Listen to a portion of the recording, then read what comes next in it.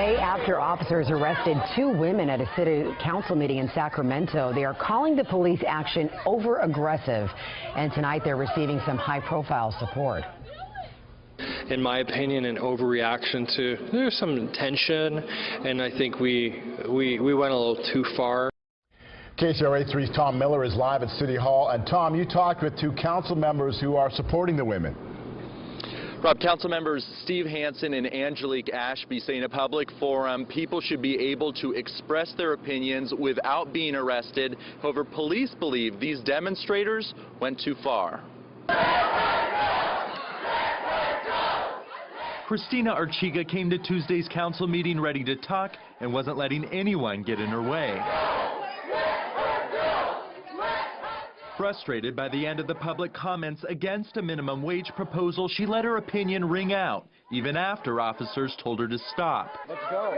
Officers arrested her and Wanda Cleveland, who became combative. Now both face misdemeanors. If we had just backed off for a few seconds and let it simmer down, it probably would have. A day later, Councilman Steve Hansen is standing behind the women's right to speak. It was, in my opinion, an overreaction to there's some tension, and I think we went a little too far. Councilmember Angelique Ashby voiced similar concerns, saying the women deserve to express themselves. At the end of the day, we spent so much time on that disruption, we actually could have just taken 10 more speakers, and the time allotment would have been the same. In a statement to KCRA 3 News, the Alliance of Californians for Community Empowerment, which the two women are members of, writes, in an unnecessary and overly aggressive move to silence the crowd, the police were ordered to arrest Archiga and Cleveland, who refused to be silent. However, the police department is standing behind the arrests, writing, last night, two individuals continued to be disruptive after several peaceful requests by council to comply.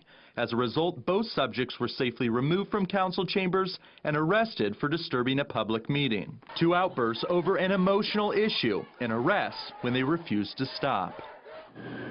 Now, it's worth noting that both Ashby and Hansen voted against the minimum wage hike, sharing the same view as the two women who were arrested. That ordinance ended up passing by a vote of 6-3. Reporting live in Sacramento, Tom Miller, KCRA 3 News. So it certainly was heated, Tom. So if convicted, what kind of punishment are these women facing?